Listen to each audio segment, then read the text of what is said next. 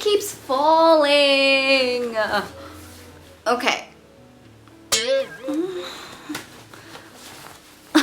I'm not stripping, guys, I promise. This top is clearly not working out for me, which is why I still got like the tag on. It looks great and everything, but maybe because I've just got like baby shoulders, it doesn't work. Hi guys, it's Bubs. Today, very happy to be doing a monthly favorites video. It has been a while, so today we are doing more products. Yeah, don't mind all these swatch marks on my hand. We were at a girlfriend's house yesterday. She is about to become a bride. The bride was telling us she was having a hard time looking for a good nude lippy. All of us girls gathered up in one place. We all bought a bag of lipsticks. And we're just like, try this, try this, try this. Lipsticks and pizza, I just cannot think of a better night. So let's just dive into it. This is a genuine question. Do people still wear eyeshadow anymore? Because I rarely wear eyeshadow these days. And instead, I've just been using these eyelid stickers. Now, eye tapes are something that's been around for so many years. There are multi-uses when it comes to eyelid stickers. Some people use it because they have monolids and they want to achieve a double lid look. Some people use it, like I said, because they've got hooded eyes and they just want to lift it a little bit more. Some people have uneven eyes and they want to use it to correct it. Some people use an eyelid tape to train their eyelids to go back to a certain way, because sometimes, depending on how much sleep you've had, your eyes can appear a little wonky. But if you guys don't know already, I am currently 31 years old. I feel like my lids are starting to sag a little, especially because I've got hooded eyes already, which means I already have extra skin. On a daily basis, I've really just been wearing eyelid stickers. Of course, eyeshadow is great for its color scheme and, you know, depending on your mood you're feeling, but a lot of times the prime use of eyeshadow is to open up the eyes and make them appear more alert. And it just seems faster for me to use eyelid stickers, especially because these days I prefer the minimalistic look. I've tried a bunch of eyelid stickers and I've come to the conclusion that my favorite is this type. I'm very picky when it comes to eyelid stickers because I feel like a lot of times when people wear eyelid stickers, it just looks super obvious. It can photograph well, but in person, I feel like it's just not something that I would like for myself. So I like these ones because they're very discreet. It helps that these are on the smallest side, and it's great because these are also flesh colored, so it just blends into my skin a lot better. Longevity of these are also great, especially on days where I don't wear makeup and I just wear the eyelid stickers. When I wash my face, a lot of times these just stay on my eyelids. I've gone through moments where I've had like the eyelid tape in my eyes for like even days. When you got hooded eyes, eyeliner can be really tricky, but when I'm wearing my eyelid stickers, it just sort of gives me a bigger eyelid, so when I wear my eyeliner, the hooded lid doesn't distort it. So these have been really handy and just become like a staple product for every day. So this is the Goof Proof Brow Pencil by Benefit. This has just been my daily to-go product for my brows. The way it's shaped just makes it really easy for me to do my brows, and it kind of makes me want all brow products to be shaped like this. Retractable and also slanted. So the way it's shaped not only makes it super easy for me to shape my brows, but also to create the hair-like strokes at the front of the brows. You can really go heavy and fill in, but because it's shaped and pointed at the top, it's also great for working at the ends for good definition. It blends like a dream, and the spoolie is also fantastic as well. If you are just starting out with makeup, and especially when it comes to the brows, which is such an important element of makeup, then I definitely recommend the Goof Proof Brow Pencil by Benefit. So now this is the tattoo liner from Kat Von D in Trooper Black. I'm sure you guys have seen it, but recently there was this post that just went viral, and this very poor girl was involved in a car accident. Obviously, car accidents are traumatic, and so she was pretty hysterical, crying and crying. But she managed to share a review on a website basically for the Kat Von D, saying that even though she's been hysterical, her eyeliner remained looking on point. As unfortunate it is for the poor girl, and I hope she's okay, that post just completely sold the eyeliner, especially with my eyes.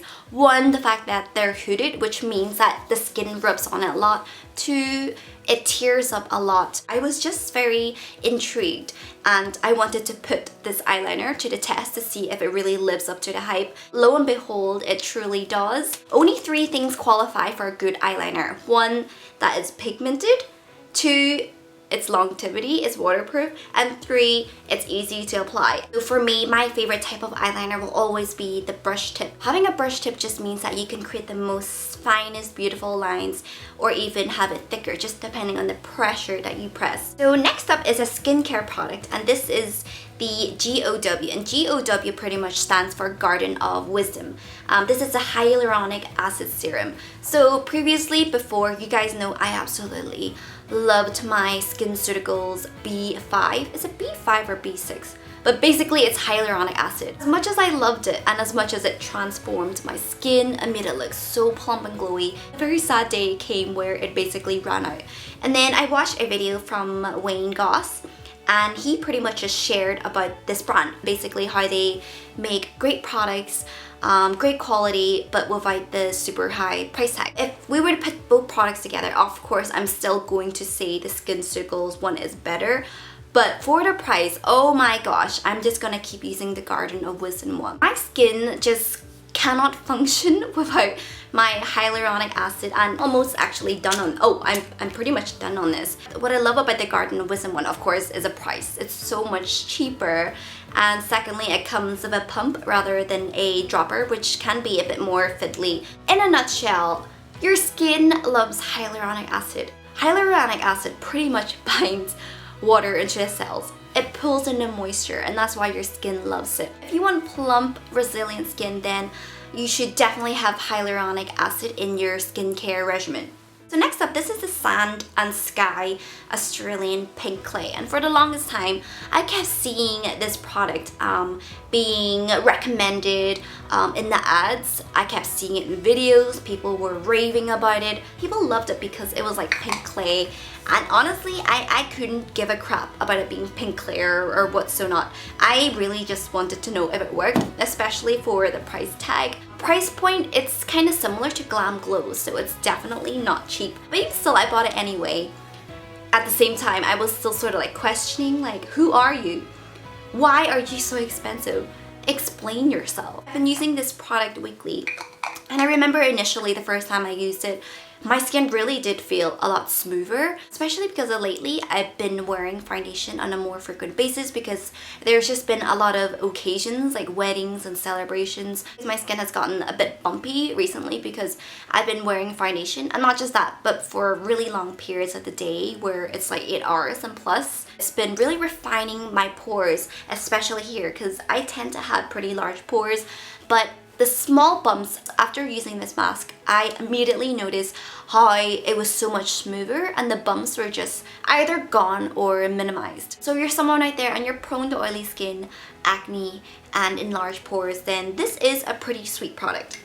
So moving on, this is a wine lip tint. Now, I'm not wearing this today, which actually doesn't make sense because I should be wearing it if I'm talking about it in a favorites. This just happens to be my everyday to-go color. But when I'm not wearing this color, it's very, very likely that I'm wearing this lip tint.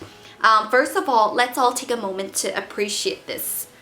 It is legit a tiny wine bottle, which is weird because I don't even like drinking wine. But look at it. So small and cute. I originally got this from a subscription box called Lang Box, and I love the sample so much that I went on Amazon and I bought the full-size version. If you guys aren't aware already, I really dig that, hey, I'm not wearing makeup, I just wake up like this kind of look.